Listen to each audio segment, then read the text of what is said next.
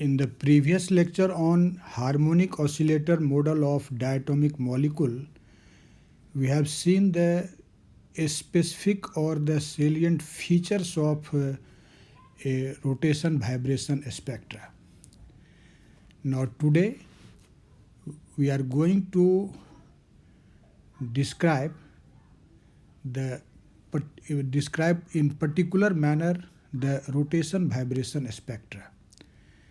In fact, you have seen that the harmonic oscillator model provides a discrete vibrational energy levels of diatomic molecule, and how we can explain the spectra obtained from such molecules will be described today. तो आपको जो हमने पिछले class में बताया था कि कोई जो डायटोमिक मॉलिक्यूल होता है उसका दोनों एटम या न्यूक्लियस इंटरन्यूक्लियर एक्सिस के अलोंग वाइब्रेट करता है, और उस वाइब्रेशन को हम लोगों ने ट्रीट किया था कि वह एक हार्मोनिक वाइब्रेशन है, और इसीलिए स्ट्रिक्टली आपने सपोज किया था कि आपका जो डायटोमिक मॉलिक्यूल है वह जस्ट इक्विवेलेंट है एक लीनियर हार्मोनिक ऑसिलेटर की तरह। और जब हम लोग डायटोमिक मॉलिक्यूल को एक लीनियर हार्मोनिक ऑसिलेटर सपोज करते हैं, मानते हैं, तो वैसी स्थिति में उसका जो कोई वाइब्रेशनल एनर्जी लेवल होगा जिसको आप असाइन करते हैं वाइब्रेशनल क्वांटम नंबर v से, तो जो vth वाइब्रेशनल एनर्जी लेवल है उसके कॉरस्पॉन्डिंग एनर्जी क्या होता है उस मॉलिक्यूल का, ये हम लोगों ने फाइंड आउट किया था पिछले क्लास में। आपको याद होना चाहिए वह फॉर्मूला। हमने उस फॉर्मूला को यहाँ अगेन मेंशन किया है। आप देखिए कि अगर आप मानते हैं कि कोई वाइब्रेशनल एनर्जी लेवल है जिसके कॉरस्पॉन्डिंग वाइब्रेशनल क्वांटम नंबर भी है, तो उसका जो एनर्जी होता है ई ऑफ वी आप कहिए, वह कितना के बराबर होता है ये हम लोगों ने ऑलरेडी फाइंड आउट किया था। And you can see that expression here that this E of V is equal to V plus half H bar omega.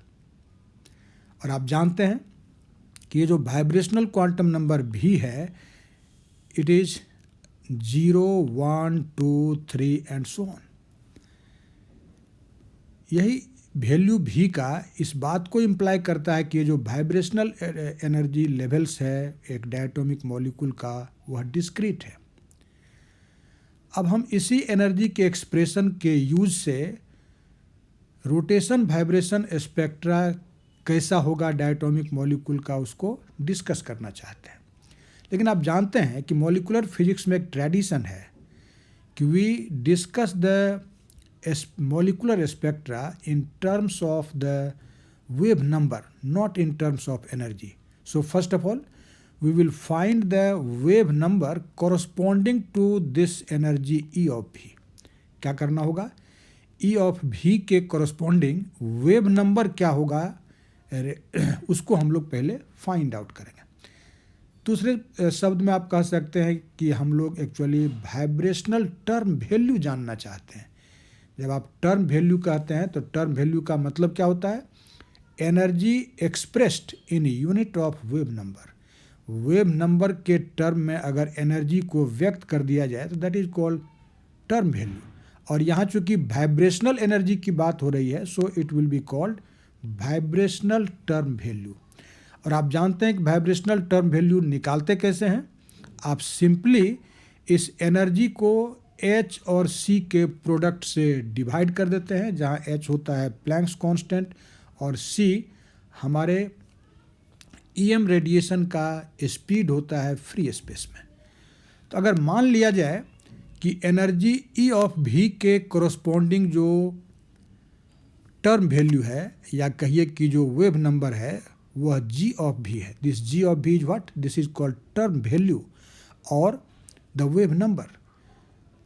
Then this G of V is defined by E of V divided by SC. You know, आपने पहले भी इसको पढ़ा है। अब आप H जो Planck's constant है उसको रेड्यूस्ड प्लैंक्स कांस्टेंट H बार के टर्म में लिख सकते हैं, और आप जानते हैं कि H होता है 2 पाई H bar. So this expression will become E of V over 2πh/c। अब E ऑफ V का वैल्यू पुट कर दीजिए। इस एक्सप्रेशन को क्या लिख सकते हैं? E ऑफ V होता है V plus half h/ω and 1/2πh/c. Now this h bar and this h bar will cancel out and your result will be what? This is ω/2πc times V plus half.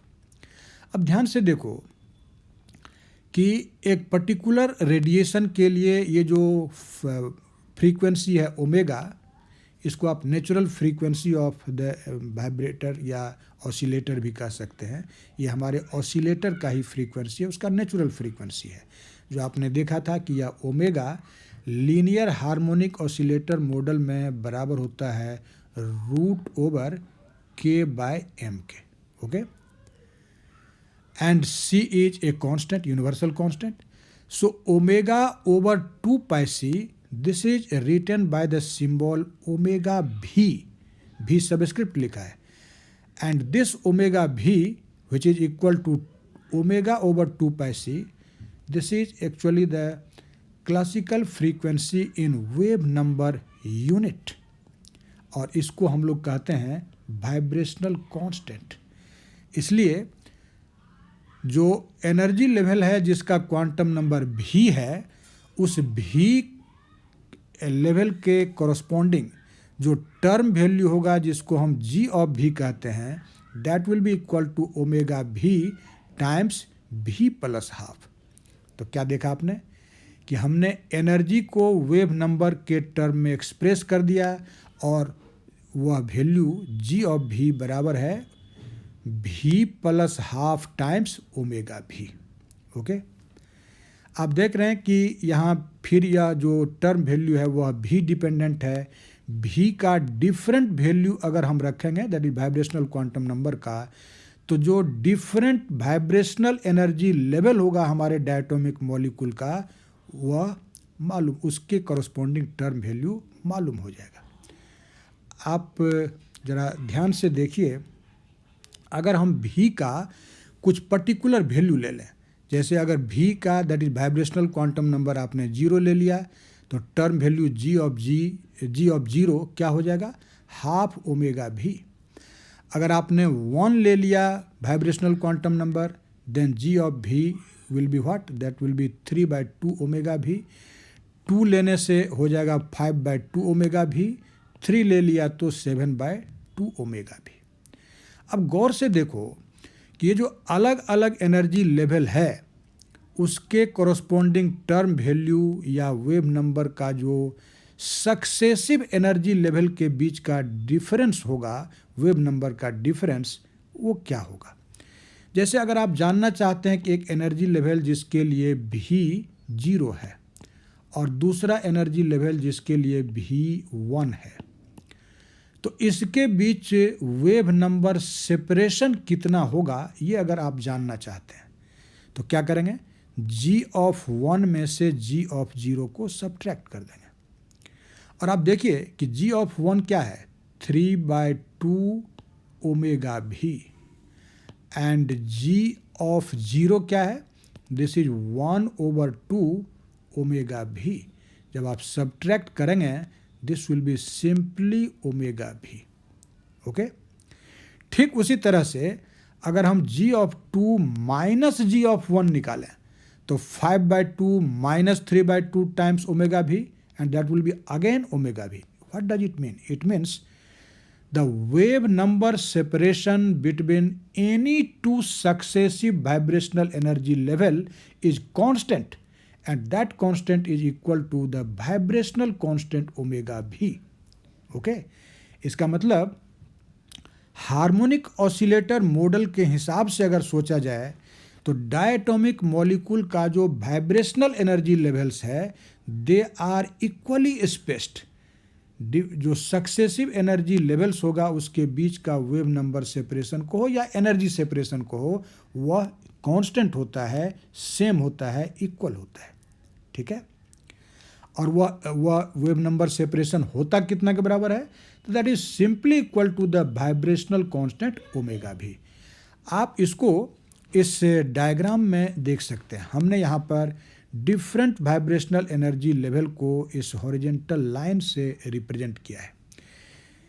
यहाँ vibrational quantum number v का value लिख रहे हैं और उसके corresponding जो term value होगा या वेव नंबर होगा g ऑफ v, उसको राइट साइड में नोट कर रहे हैं।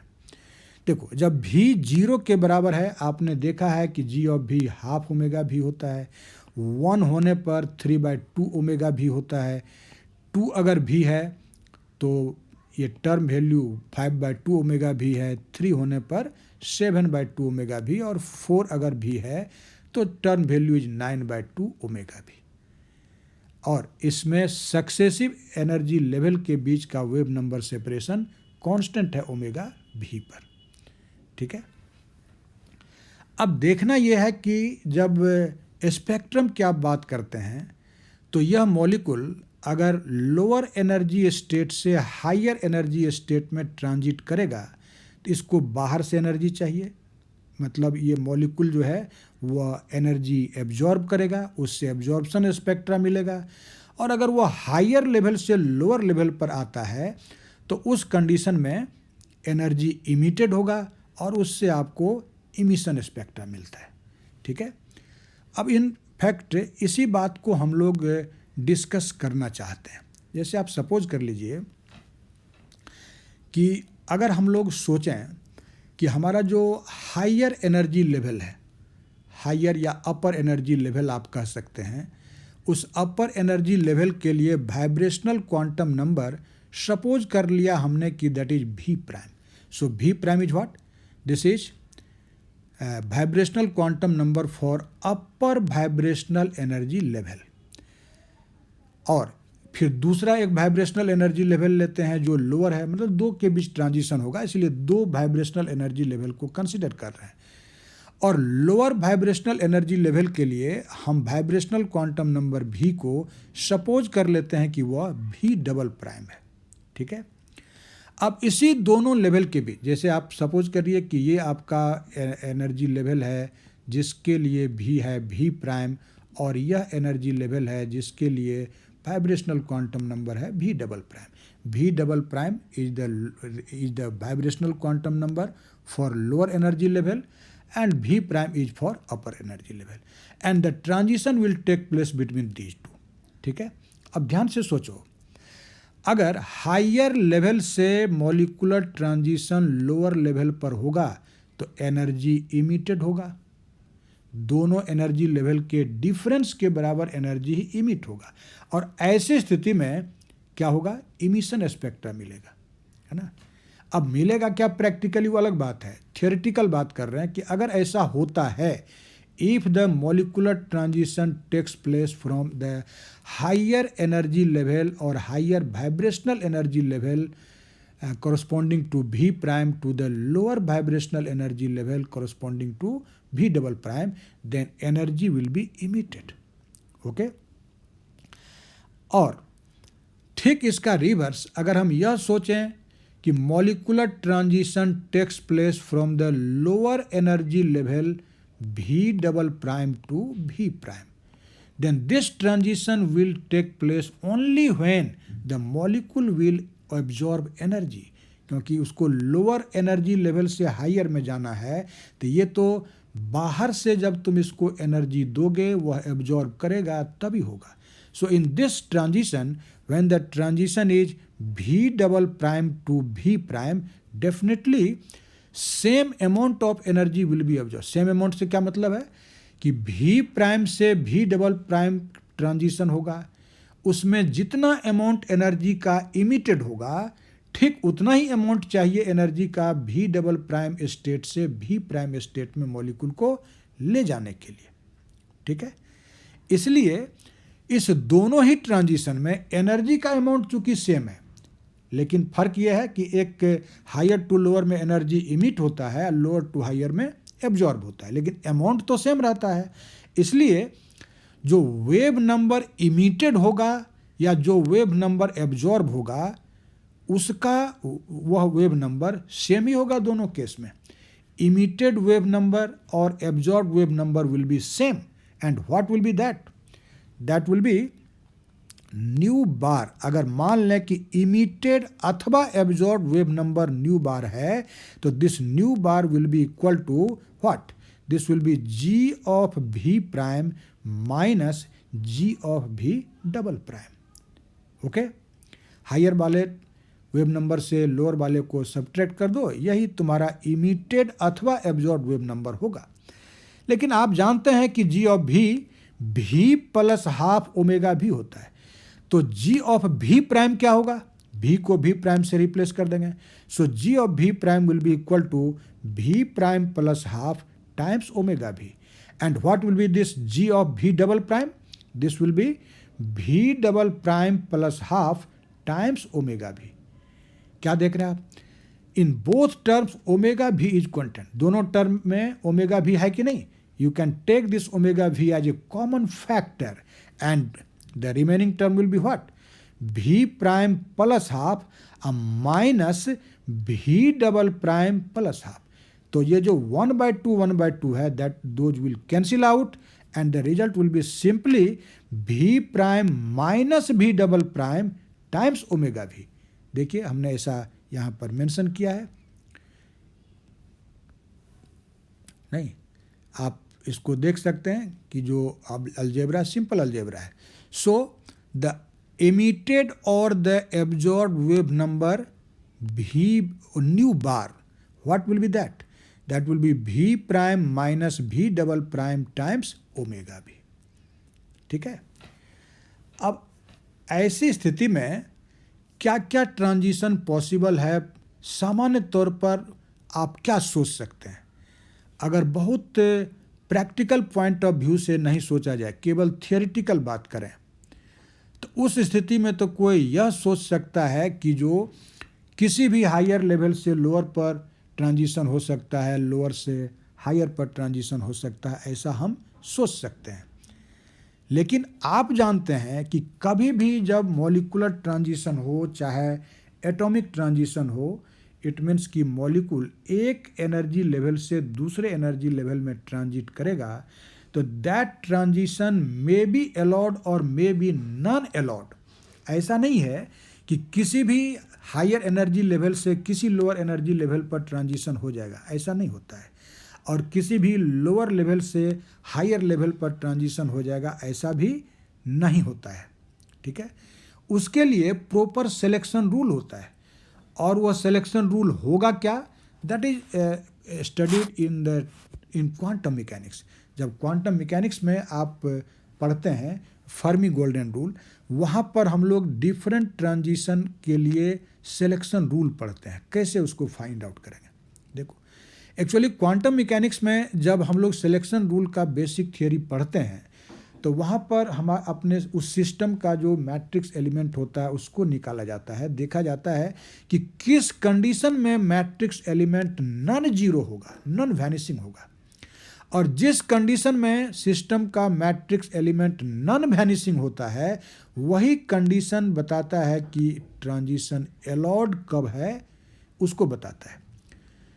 तो यहाँ अगर हम लोग बात करते हैं कि जो हमारा जो मॉलिक्यूल है वह एक हार्मोनिकली ऑसिलेटिंग मॉलिक्यूल है, अगर मानते हैं, और आप पहले ही पढ़ चुके हैं बेसिक फीचर में कि ये जो स्पेक्ट्रा है, रोटेशन वाइब्रेशन स्पेक्ट्रा, यह केवल वही मॉलिक्यूल देता है जिसका डायपोल मोमेंट, जिसमें परमानेंट डायपोल मोमेंट होता है।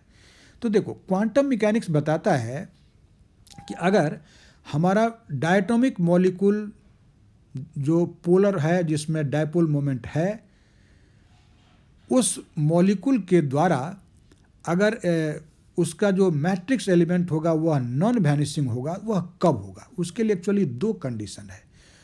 पहला कंडीशन ये है कि जो मॉलिक्यूल का डायपोल मोमेंट होना चाहिए p, that should vary with the distance. It means कि आप कह सकते हैं कि dp/dx जीरो नहीं होना चाहिए। अगर dp/dx जीरो होगा, इसका मतलब क्या होगा कि p is not a function of x, x के साथ p नहीं बदल रहा है।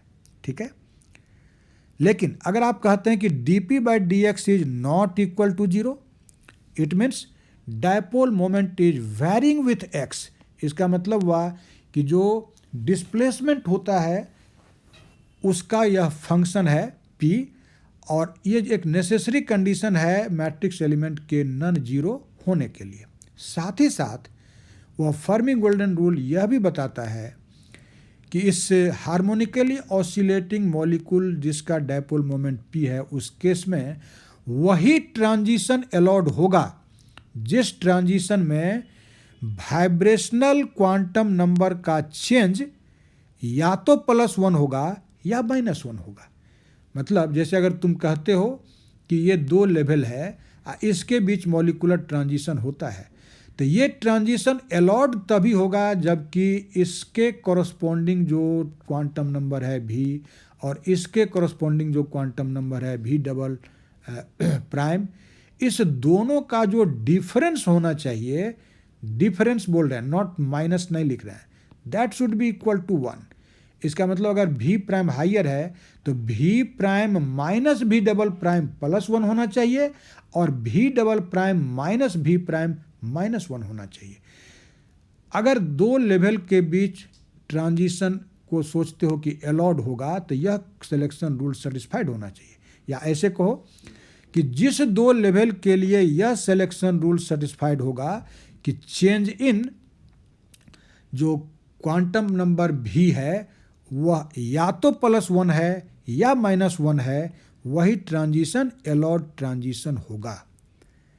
ओके, अब आप ध्यान से देखिए, चूंकि 2 लेवल जिसके वाइब्रेशनल क्वांटम नंबर का डिफरेंस 1 है, तो निश्चित रूप से यह दोनों जो लेवल होगा वह सक्सेसिव होगा कि नहीं।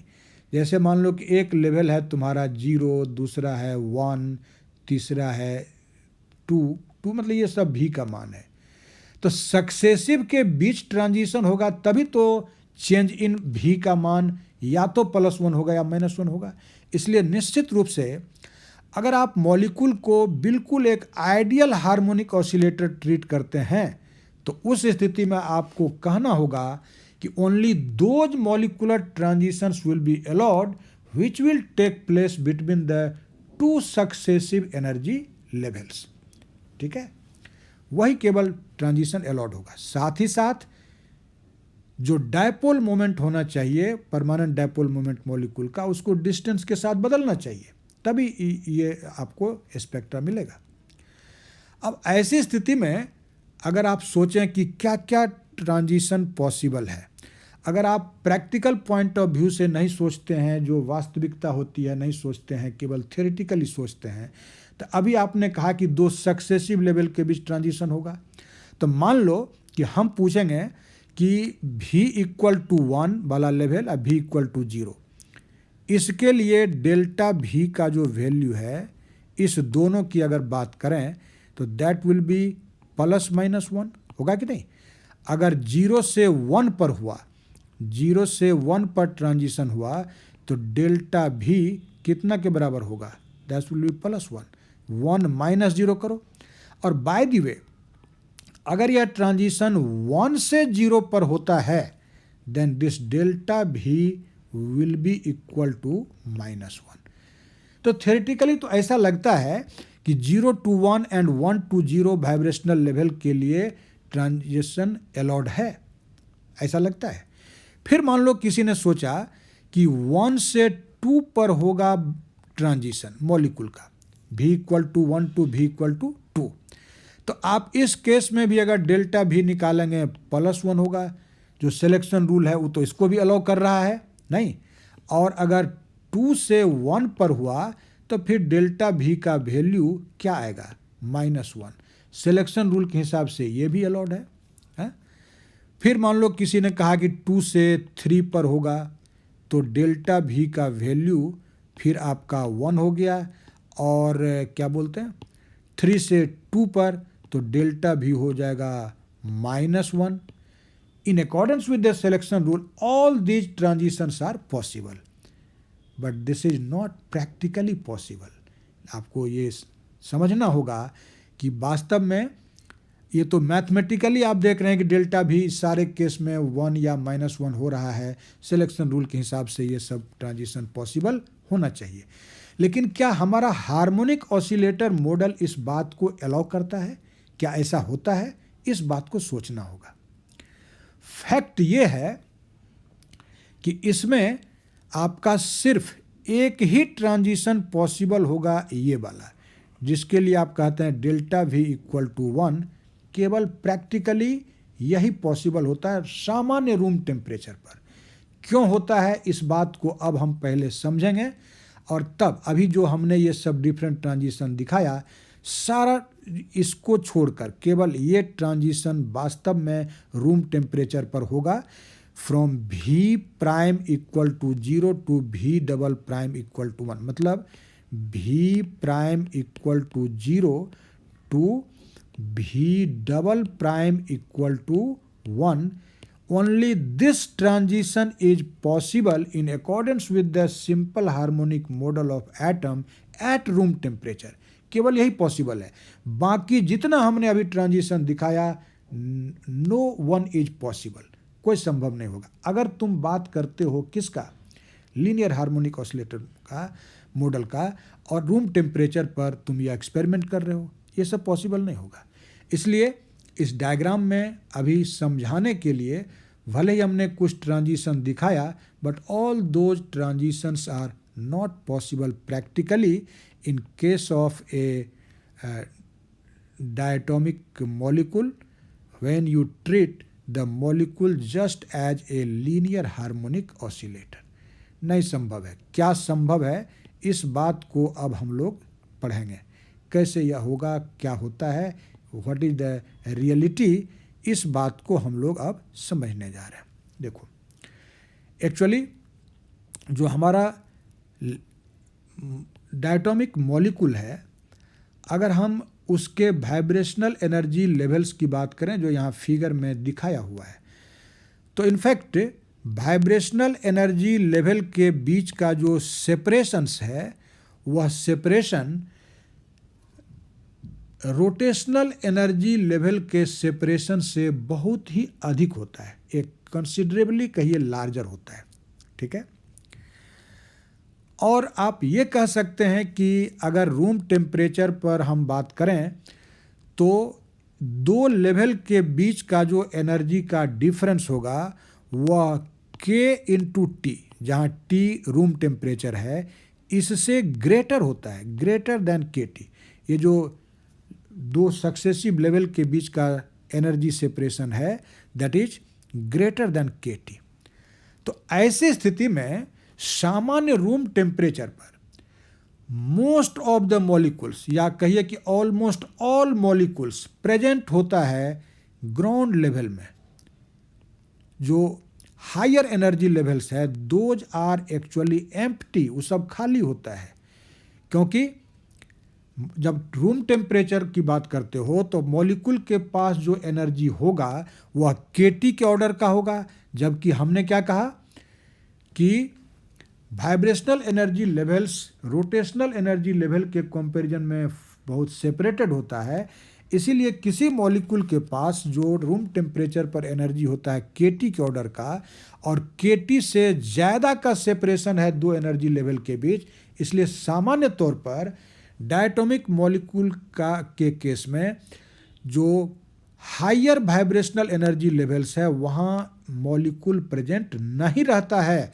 Almost all molecules are present in the ground level, that is की लोएस्ट एनर्जी लेवल। बात समझे? जबकि ठीक इसका अपोजिट, आप सोचिए कि जब हम लोगों ने रोटेशनल स्पेक्ट्रा पढ़ा था, तो वहाँ हमने आपसे एक बात बताया था कि रोटेशनल स्पेक्ट्रा के केस में मोस्ट ऑफ द जो मॉलिक्यूल्स है, जो वह हायर रोटेशनल लेवल में होता है। आप याद करिए, हमने ग्राफ प्लॉट किया था Nj डिवाइडेड बाय N0 का J के अगेंस्ट। यहाँ J क्या है?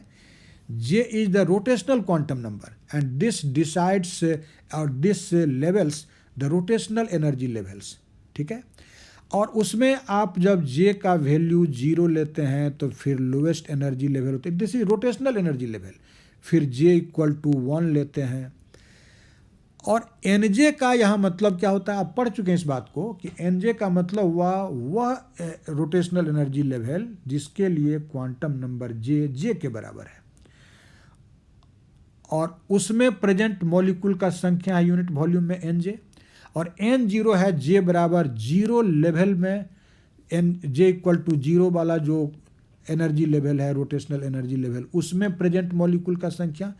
जब एनजे का ग्राफ जे के अगेंस्ट प्लॉट किया जाता है तो ग्राफ का नेचर ऐसा होता है, यह बता रहा है कि हायर लेवल जो हायर रोटेशनल एनर्जी लेवल है रूम टेम्परेचर पर उसी में ज़्यादा पॉपुलेशन है मॉलिक्यूल का। तो ठीक सोचो उल्टा है, रोटेशनल एनर्जी लेवल के केस में जो मॉलिक्यूल है वह ज़्यादा संख्या में कहाँ मौजूद है, हायर एनर्जी लेवल में, जबकि वाइब्रेशनल एनर्जी लेवल ज़्यादा सेपरेटेड होने के कारण जो रूम टेम्परेचर की अगर बात करें तो almost all molecules are present are concentrated in the ground level. ये डिफरेंस है। तो आप कह सकते हैं कि सारा का सारा मॉलिक्यूल चूँकि लोअर एनर्जी लेवल में ही है, मतलब कि V इक्वल टू जीरो, ये रोटेशनल की बात हो रही है, यहाँ जो फिगर देखते हो this is for rotational energy level. तो अब आप क्या उम्मीद करते हैं कि जब सारा मॉलिक्यूल प्रेजेंट है V बराबर जीरो में तो केवल एक ही ट्रांजिशन पॉसिबल है, और वह ट्रांजिशन क्या होगा, तो V prime equal to zero से V double prime equal to one. Only this transition will be possible and for this the delta V will be equal to one. इसलिए आप कहते हैं कि जो मेन वाइब्रेशनल ट्रांजिशन होगा वह absorption का होगा, और होगा क्या, तो V double prime, this is V double prime and this is V prime, not V। Higher को हमने V प्राइम माना था, लोअर को V डबल प्राइम माना था, ठीक है। तो V double prime equal to zero to V prime equal to one, only this transition will be possible अगर तुम हार्मोनिक ऑसिलेटर मॉडल मॉलिक्यूल का मानते हो। इसलिए इस केस में जो हमको वाइब्रेशनल बैंड मिलेगा उसका वेव नंबर क्या होगा, अब आप आसानी से बता सकते हैं, क्योंकि आपको जिस दो वाइब्रेशनल एनर्जी लेवल के बीच ट्रांजिशन हो रहा है आपने फाइंड आउट कर लिया उसके कॉरस्पॉन्डिंग क्या होगा क्वांटम नंबर। आप जानते हैं कि अगर V प्राइम और V डबल प्राइम के बीच मॉलिक्यूलर ट्रांजिशन होगा तो उससे जो वेव नंबर हमको मिलेगा न्यू बार, वह क्या मिलेगा, V prime minus V double prime into omega V। अब V प्राइम और V डबल प्राइम का वैल्यू आप जान चुके हैं, V prime is equal to one and V double prime is zero. So the absorbed wave number क्या होगा इस केस में, that will be V prime minus V double prime into omega V prime है one, अब V double prime है zero, so this will be simply equal to omega V। तो अगर हम स्ट्रिक्टली माने कि हमारा मॉलिक्यूल स्ट्रिक्ट सेंस में बिल्कुल एक आइडियल हार्मोनिक ऑसिलेटर की तरह बिहेव करता है, तो रूम टेम्परेचर पर जो रोटेशन वाइब्रेशन स्पेक्ट्रा होगा उसमें सिर्फ एक ही बैंड मिलेगा और वो होगा एब्जॉर्प्शन बैंड, और उस एब्जॉर्प्शन बैंड का जो वेव नंबर होगा वह रोटेशनल कांस्टेंट ओमेगा V के ही बराबर होगा। बात समझे? ध्यान रखिए कि ये बात हम कर रहे हैं कि जब आप स्ट्रिक्टली मानते हैं कि आपका जो मॉलिक्यूल है वह एक लीनियर हार्मोनिक ऑसिलेटर है, इसलिए आप इस केस में कह सकते हैं कि केवल दिस ट्रांजिशन इज पॉसिबल। अब इस figure this is only possible आप कह सकते हैं, ठीक है, एक ही आपको इंटेंस बैंड मिल रहा है ऐसा आप कह सकते हैं। लेकिन क्या यह हकीकत है, क्या यह वास्तविकता है, क्या एक्चुअल ऑब्जर्वेशन में स्पेक्ट्रम ऐसा ही मिलता है? आंसर होगा नो। इनफैक्ट जो अभी हार्मोनिक ऑसिलेटर मॉडल मानने से जो रिजल्ट आया कि उस वाइब्रेशनल रोटेशनल स्पेक्ट्रा में एक ही बैंड होगा और वह बैंड मिलेगा लोएस्ट एनर्जी लेवल से फर्स्ट एक्साइटेड लेवल में मॉलिकुलर ट्रांजिशन से एक्चुअली प्रैक्टिस में ऐसा नहीं देखा जाता है। अगर प्रैक्टिकली हम लोग इस स्पेक्ट्रा को ऑब्टेन करते हैं और उसको ऑब्जर्व किया जाए तो रिजल्ट ऐसा नहीं होता है। तो आप कह सकते हैं कि ये जो हार्मोनिक मॉडल है, हमारे हार्मोनिक ऑसिलेटर मॉडल जो हमारे मॉलिक्यूल का है, वह बहुत करेक्ट रिजल्ट नहीं देता है। वह करेक्टली डायटोमिक मॉलिक्यूल के वाइब्रेशन रोटेशन स्पेक्ट्रा को एक्सप्लेन नहीं करता है। क्या गड़बड़ी है, क्या ड्रॉबैक है, अब उस बात को देखेंगे। हमने पहले भी आपको बताया था कि अगर ऑब्जर्वेशन में देखा जाए, प्रैक्टिस में देखा जाता है या कोई जब प्रैक्टिकल करते हैं तब देखा जाता है कि रोटेशन वाइब्रेशन स्पेक्ट्रा जो है उसमें सिर्फ एक बैंड नहीं होता है, बल्कि ये हम लोग देखते हैं कि there is a intense band at the wave number omega V wave number पर एक इंटेंस बैंड जरूर मिलता है जिसका इंटेंसिटी बहुत हाई होता है, and that is actually called fundamental band. Harmonic oscillator model केवल बात करता है कि यही फंडामेंटल बैंड मिलेगा और कोई बैंड नहीं मिलेगा, ये कहता है हार्मोनिक ऑसिलेटर मॉडल।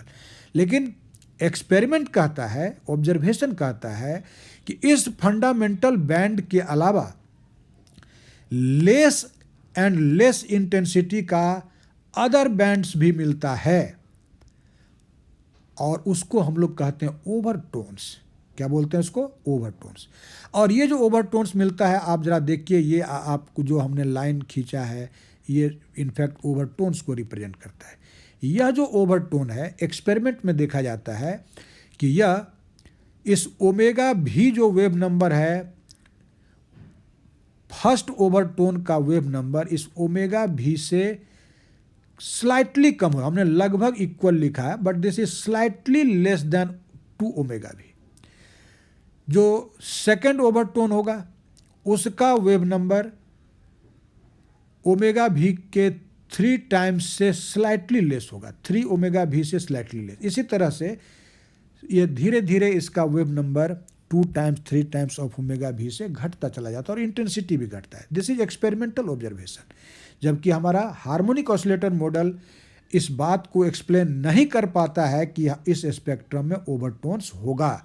वह तो सिर्फ ये जो आप देख रहे हैं, दीज आर ओवरटोन्स, है ना। तो निश्चित रूप से हार्मोनिक ऑसिलेटर मॉडल एक सही मॉडल नहीं है। वह जो उससे जो रिजल्ट मिलता है वह एक्सपेरिमेंटल रिजल्ट के साथ एग्री नहीं करता है, उसके बीच एक डिसएग्रीमेंट। और क्या डिसएग्रीमेंट है, क्यों यह डिसएग्रीमेंट होता है, इस बात को आप थोड़ा सा ध्यान से देखिए, इसको आप समझ सकते हैं, ठीक है।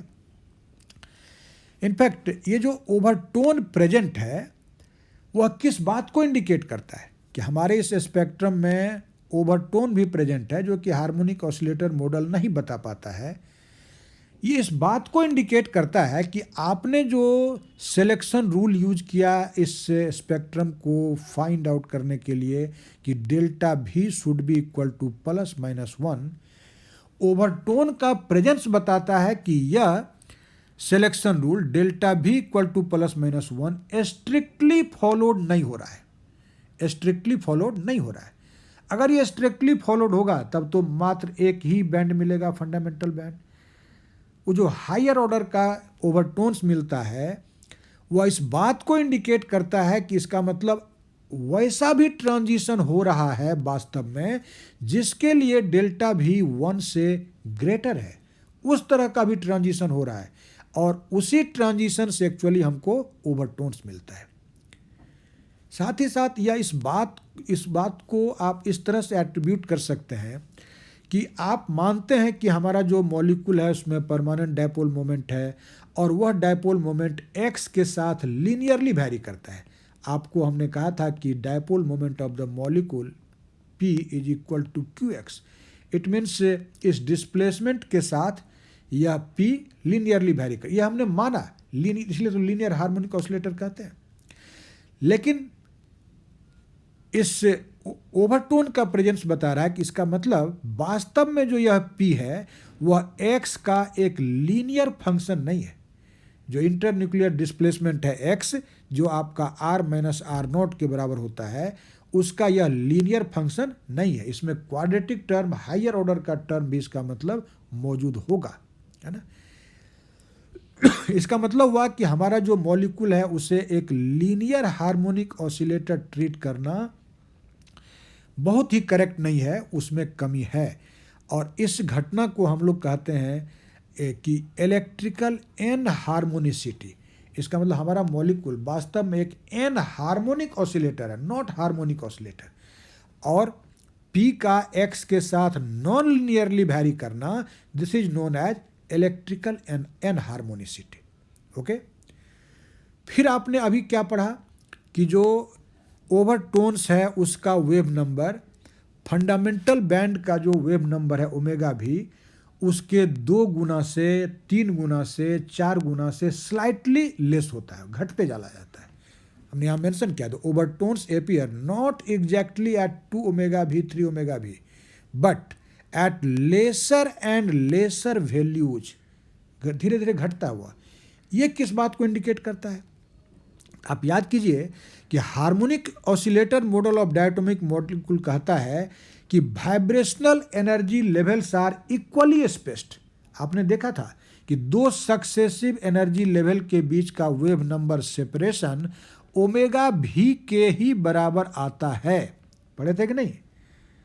लेकिन अगर ऐसा होता तो उस स्थिति में ओवरटोन का जो वेव नंबर है वह निश्चित रूप से होना चाहिए exactly equal to 2 omega V 3 omega भी, ऐसा होना चाहिए।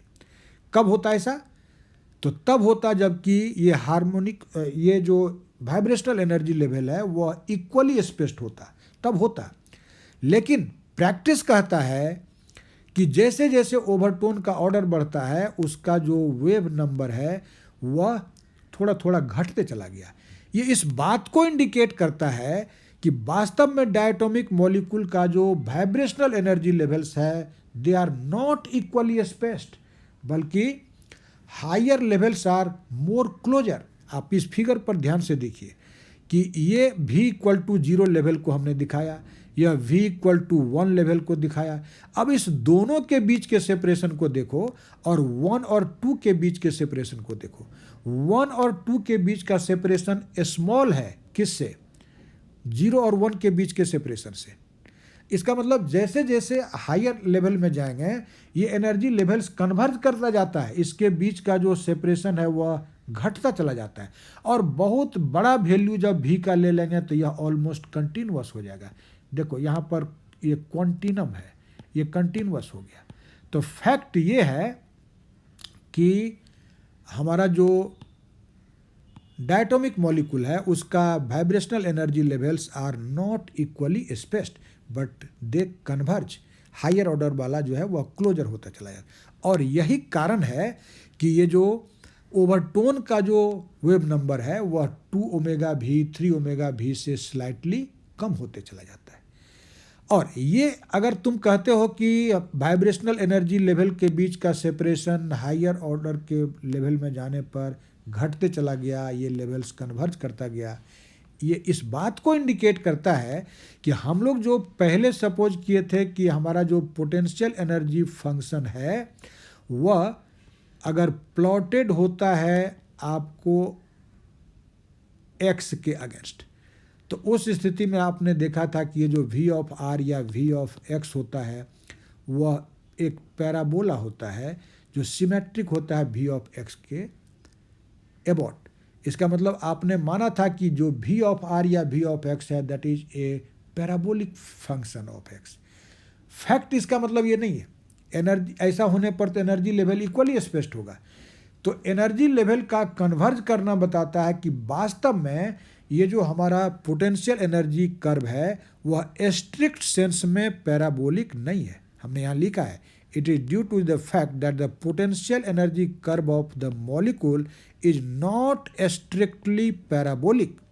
ठीक है, that is the function v of r is not harmonic. ये हार्मोनिक नहीं है बल्कि इसमें नॉन हार्मोनिक प्रॉपर्टी होगा या को एन हार्मोनिसिटी होगा। इस घटना को हम लोग कहते हैं मैकेनिकल एनहार्मोनिसिटी।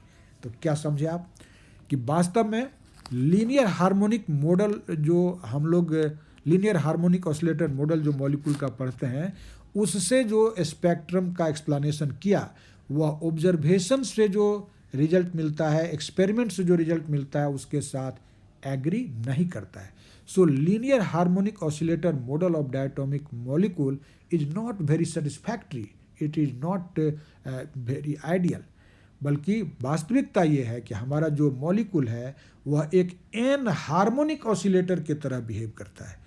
एन हार्मोनिसिटी को जो अंडर अकाउंट लेंगे, बोथ मैकेनिकल एन हार्मोनिसिटी और इलेक्ट्रिकल हार्मोनिसिटी, तब आप जो एक्सपेरिमेंटल रिजल्ट है उसके साथ आपका थियोरेटिकल रिजल्ट मैच करेगा। ओके, तो इस एन हार्मोनिक ऑसिलेटर को भी, मॉडल को भी हम लोग पढ़ेंगे आगे, तब देखिएगा कि जो एक्सपेरिमेंटल रिजल्ट और theoretical result will agree with one another. हम उम्मीद करते हैं कि आपने इस सारे कॉन्सेप्ट को बेहतर ढंग से समझ लिया होगा। आप सीरियसली वीडियो वॉच कीजिए, फिर इसको नोट डाउन करिए और इसको फिर आप पढ़िए, देखिए कि हर एक चीज़ क्लियर हो जाएगा।